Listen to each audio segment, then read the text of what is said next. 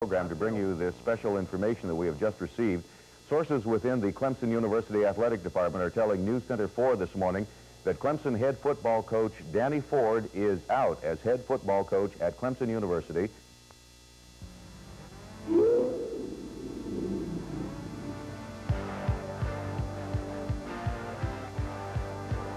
Tiger turnover, 4 days that shook Clemson. Brought to you by your Carolina Jeep Eagle dealers, where you can expect the best.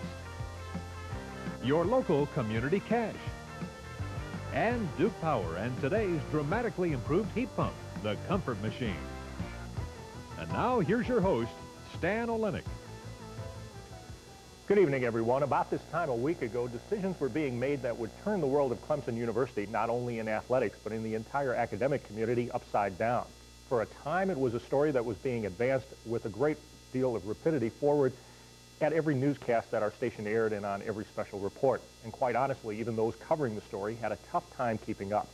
So that is the purpose of this half hour, to let you see the events as they unfolded in one place in the order in which they happened. And we will be back to begin that process right after this.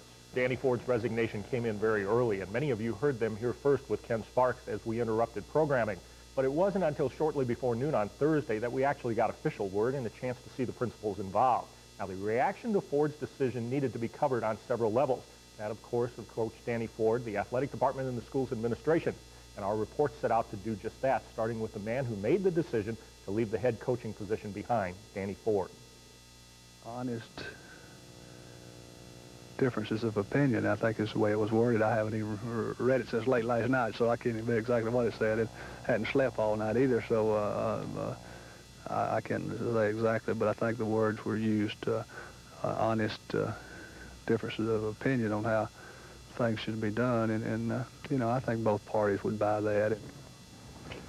For Ford, the decision was reached late Wednesday night, and then early Thursday morning he met with his staff first to tell them that he would no longer be the football coach, and then he went to the Schilletter Dining Hall to meet with his players and inform them of this same decision. It turned out to be one of the toughest tasks that he has ever faced as a head football coach at Clemson. Tough this morning facing our staff meeting at 8 o'clock and telling them that I was resigning, and it's tough facing our players, but life stuff too. So that's part of it. But I know their children, and I know all that, and I know that you know, as we'd have Wednesday night meetings, suppers with our children and families, that there's a bunch of them that's done a good job at Clemson. Now, Ford spent most of Thursday on the farm, but the one thing he wanted to make clear in this exclusive interview with us was that he did not resign because of any of the NCAA allegations that the school is currently facing. That by no shape or form was that why I resigned, and I want that's got to be very clear. That's got to be very clear for my attorney, and that's got to be very clear to me, and I think that'll be proven in May. This is something that was agreed on by all the parties involved, and we're really not going to go any further than the statement. Does something precipitate this beyond what's going on? I'm not going to go into any more than that. Well, when will that be made available? There's nothing going to be made available. There's nothing more to add. You're not responsible to let people know anymore? Robinson, the athletic director at the school, had been designated by Clemson as the official spokesman in the matter, and it took until the afternoon for him to come forward and speak, but even then there weren't many answers. We went into a meeting and discussed different things, and that's the way it evolved. But I mean, there was no one who offered first? There were, but that was a private conversation, and I'm not going to go into what was discussed in the private. The conversation that we had was a private conversation, and I'm not going to go into that conversation. Philosophical differences were cited in the press release that separated Clemson and Danny Ford.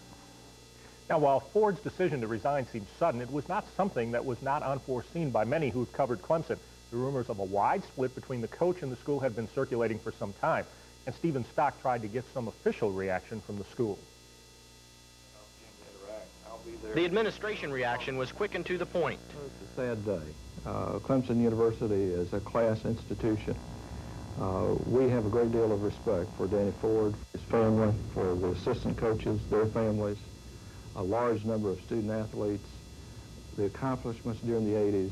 What can we say? Rumors have circulated on the Clemson campus for months of a power struggle between the university administration and some athletic forces, especially Ford. President Max Lennon has made no secret of his intention to continue to stress academics at Clemson. Sometimes that has not gone over so well with some people in an environment known for its almost fanatical sports following. I'm disappointed that anyone would think that Danny Ford and Max Lennon can't sit down and talk. Coach Ford is a highly professional person. Both of us committed to the same objective. Then forgive me for asking, but why now? Why did this happen? If you all are getting along great and everything's great, why did he decide to leave? A fair question. But again, I can simply point out that we've made our statement. We've agreed that there's not much that we can say. Administration officials also say that Ford's resignation has nothing to do with the current NCAA investigation into the Tiger football program. Nothing in that current investigation alleges any problem with academics among Clemson's athletes. I hope that the general public understands our priorities and that we're an academic institution, and this matter would not relate to that at all. Whether Ford's resignation solidifies the Clemson community or further divides it still remains to be seen. Stephen Stock, News 4, Greenville. Now, much of the emphasis was simply on getting the information out in the early going as far as Ford's resignation goes, and any type of divisiveness amongst the Clemson community was really masked over by the fact that most of them were in a state of shock over the fact that Ford had left. That seemed to be the reaction from almost everyone that we talked to and polled on the campus. Now, while the Clemson community reacted to the decision about Danny Ford leaving, Danny Ford was in the process of going ahead and doing just that. In the afternoon, he went to his farm, and we got a chance to catch up with him and let him reflect a little bit on what might be coming up next for the former head coach. Ford's farm near Clemson has always been a place where he's been able to escape, and that is what he did on Thursday. First time in 20-something years that I've never had a schedule to make. I'm going to be bored, I guess, or I'm going to have too much free time, but I got a lot to do out here and a lot to stay busy with, and I'm very interested in Clemson's program and what they do and how their kids, our kids progress on the football field and spring practice and their grades and all this, and I'm going to be, if possible, overlooking from a long way back and not bothering anybody, but I told our players that they know where I live and they know where this place is here, and we can fish out here and we can talk, and I'll help them anyway in personal problems or any other situation that may come up, and I want them to be at Clemson and graduate and have a great football team. And there's every indication that next year's Clemson football team will be that great football team that Danny Ford is hoping for. As to whether or not he ever coaches again, he's leaving the door open. He'd like to think he's a good football coach and could work again, but he's just going to sit back now and wait and see what happens next. Now, the reaction of one of the most important groups, the Clemson football players, well, they have been asked by the administration not to say anything about the situation, and they did that throughout much of the day, at least until the evening. And after calling a team meeting, a couple of the rising seniors stepped before the press and fans to state their case on Thursday night. We, the Clemson football team, do not want in any way to go against the authority of Clemson University or the athletic department. We do not feel that we have been given a satisfactory explanation for the resignation of Coach Danny Ford. This is a very important issue that not only affects our play on Saturdays, but will have a great impact on the rest of our lives. Coach Ford is the reason for many of us being here. We have the opportunity to receive a quality education and play football under a man who has been more than a coach to us. Wish that we can be considered and even thought about in the decisions that's going to be made about us in the near future. We've got a lot going for us. Coach Ford wishes the best. He wants us to win a national championship. We love Coach Ford, and we want to send him our regards, and we want him to have the best, but most of all, we want him back. We want him back now. Oh, yeah! Now, Clemson fans, for the most part, completed their day on Thursday learning of the news of Ford leaving the school and the fact that a search was underway for a new coach. But for the fans, it still was somewhat a great deal of shock to believe that Ford had actually left. Clemson fans had been looking for some way to show their support for Ford and their displeasure with the decision. And Friday night, about 6,000 fans formed on campus for a candlelight vigil. Our Jeff Abel shows us that story. It started as a rally. Candles were lit, signs raised, and hundreds of Ford's followers everywhere. It's up to us, people. If we stay together, we got it. That's our team, not theirs. We pay their salary. Even the players were making demands too, saying if Ford isn't replaced by someone already on staff, they'll refuse to take to the field. If we don't get Coach Ford back, we want somebody that knows the system, who's assistant under Coach Ford, because we feel like Coach Ford does. It's like Paul Bear-Bryant, and if they can get somebody to coach under Paul Bear-Bryant, we want somebody to coach Ford, because we love a winning tradition, and we love Coach Ford. But the fans insist the problem is not with Ford, but with Clemson President Max Lennon. So tonight, they march to Lennon's home, calling on the president to step down. We want Max Lennon to leave, not Danny Ford. Danny Ford is Clemson. I mean, jeez. The crowd grew impatient, and so did police, but they didn't get what they had hoped for. The president's home was locked, the Lennons were out of town, but the fans promised to keep up the pace until their demands are answered. Jeff Abel, News 4 Clemson. The players showing their displeasure, it was obvious that Clemson would be trying to find a new football coach very quickly. In fact, we now know, we've come to find out, that some calls were made to prospective coaches as early as Wednesday, and that some interviews were held on Friday. When we come back, we'll pick up the story as the 4 days that shook Clemson continue when we start on Saturday. Protest of Ford's departure, the Clemson football players were center stage, and their protests at the demonstration were a great deal more pointed than their statements were before. And Saturday, they went before the press once again to make their feelings clear and talk about a possible boycott. The reason for our choice were that we wanted to retain our younger athletes, especially our freshmen and sophomore, because we were threatened and confused and we were considering transferring. We wanted to keep team unity. We didn't want to disrupt the recruiting season because we wanted to continue the tradition here and bringing in the best and the top student athletes here at Clemson to represent us. We want to continue support from our student body, our alumni, our many fans and supporters. We also wanted to continue the winning tradition, and we felt that these coaches were here long enough and helped to build tradition, and they were proven winners, and that they were the best qualified for the job. On Saturday, those two coaches, Phil Oliver and Chuck Reedy, were both interviewed. Then Saturday afternoon, perhaps one of the saddest times for Clemson, Danny Ford made a visit to watch the Tiger basketball team play. He was cheered. Athletic Director Bobby Robinson was not. And in fact, it seemed to show as much as anything how the Clemson community was torn apart as petitions were being signed all through the game. Now, late that evening, Lennon, Robinson, Nick Lomax, and several Clemson advisors met to discuss their options and, as it turns out now, make a decision on the future of Clemson football. Dr. Lennon, can you talk about, we understand some of the contacts with potential coaches have occurred off campus, is that correct? Yes, we've made, again, our contacts, and we hope we're doing them very professionally. And as soon as the decision is made, we'll be in touch with you. Is we understand someone met with Coach Hatfield in Memphis. Is that something you can contact? I can't comment at this point. It would be unfair to our people. I think it's important that everyone understand that we need to communicate constantly with both our assistant coaches and our players. That's very important as we go through this process. Now, you heard the name Ken Hatfield mentioned, and it might have been the first time because a great deal of speculation had centered around Air Force's Fisher DeBerry. Well, very late Saturday night, and in fact too late to put on our newscast that night, we became aware of the interest of Ken Hatfield in the job. So after midnight on Saturday, the university still had no public announcement of a football coach. However, as it would become apparent in the next days, a deal had been completed with Arkansas head coach Ken Hatfield, and early Sunday morning, first the rumors and then the fact that Hatfield had been hired was confirmed, and then began a very busy day. Clemson's new football coach had a busy day on Sunday, beginning with a meeting with his Arkansas team, then a quick flight to Clemson, and a visit with his new team. Now, Tiger football players had threatened a boycott of the season this past weekend, and after the meeting, they were still taking a wait-and-see attitude.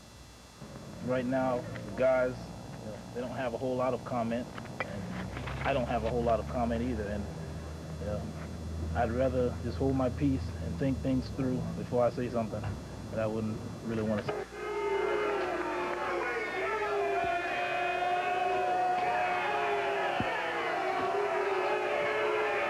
Now, while the team took a wait-and-see attitude, it was obvious some of the fans were not convinced.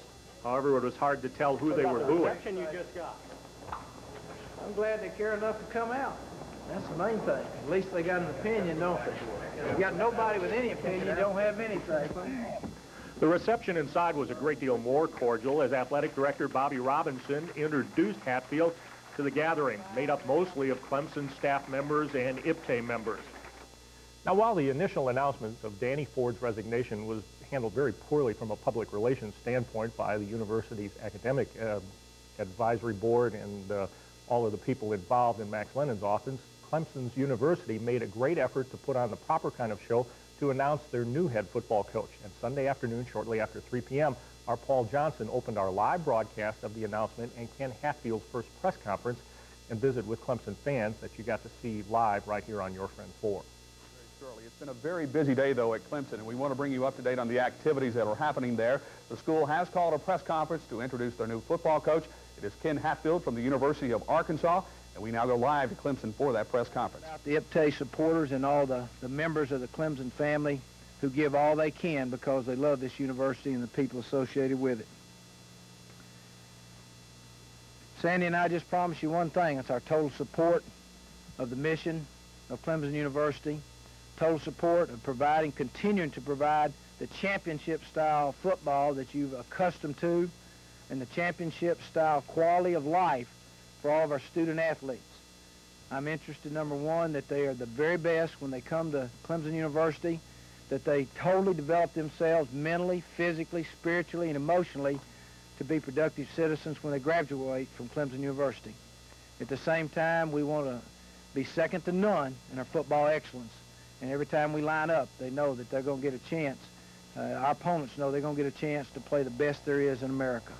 And the new coach is well aware that a great big portion of his job will be to try and heal some of the wounds that have been created in the last week. You look at most healing, time usually heals all the wounds. You want to be well right after an operation. You're not. It takes time, and there's no way to speed up the healing process. It's an individual thing, and everybody's different because of your relationship with people. I think that's just natural. But healing does come.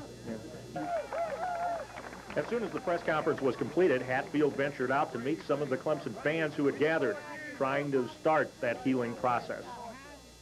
Now, through much of the days following Ford's resignation, a great deal of attention was devoted to the Clemson administration. And Stephen Stock tells us of their reaction to the hiring of Ken Hatfield and some of the other things that happened on Sunday. It was hard to tell if the boos from the crowd at Memorial Stadium were for Coach Hatfield or for Clemson Athletic Director Bobby Robinson. One thing was for certain. The security surrounding the news conference was beefed up because of potential fan anger. SLED agents were on hand. A SLED source who asked not to be identified says that agents were protecting Robinson after he had received several death threats. What about the fact that there's been some death threats? Does that bother you at all? Clemson people are the best in the world, without question.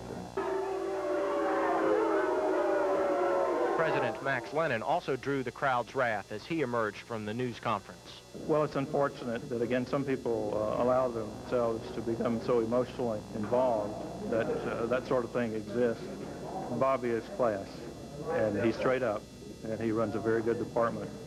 And I've gained a great deal of confidence in him. I can't speak for other people's emotions.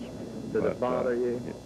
It bothers me when I see emotions reach this level. There's no question about it, because we know the mission of this institution. Football's a big part of it, and we're not de-emphasizing football, but we're looking ahead to a total package. The interesting thing about all of this is it is all over a football coach. One law enforcement source who asked not to be identified told me someone has their priorities mixed up. Stephen Stock, News 4, Clemson. As Stephen said, it is all over a football coach, but a football coach at Clemson. We'll have some final thoughts on that matter when we return. Just a football coach or a football team, don't get emotional. Well, if you've been around Clemson, you will know that a big part of Clemson is that emotion. It is what makes the school, not just the sports team, something very special. Real Clemson people are as passionate about their library and engineering department as they are about their sports teams. And anyone who knows Clemson knows they come by it honestly. Clemson University traces its roots to John C. Calhoun. He's not remembered in any history book as being unemotional. and stories say that Thomas Green Clemson was about his equal. Clemson asks their fans to get involved emotionally with their teams in the stadiums, and their appeal to support IPTAY and loyalty funds at the school aren't always based on logic. They're emotional appeals. So if Clemson people want to get emotional over this week's events, I really don't think the current administration can expect it to stop just because they think it should. There are still many questions to be answered about Danny Ford's departure. Many are policy questions. Some are simple bookkeeping, but they are questions that eventually the school will have to account for. At times like these, maybe the last word should come from someone that no one questions when he speaks. He's been hired and fired at Clemson, booed and cheered, and for many, he is Clemson University. Frank Howard is not only a Clemson legend, he is a Clemson treasure, and his thoughts should be the last word, and they will be tonight.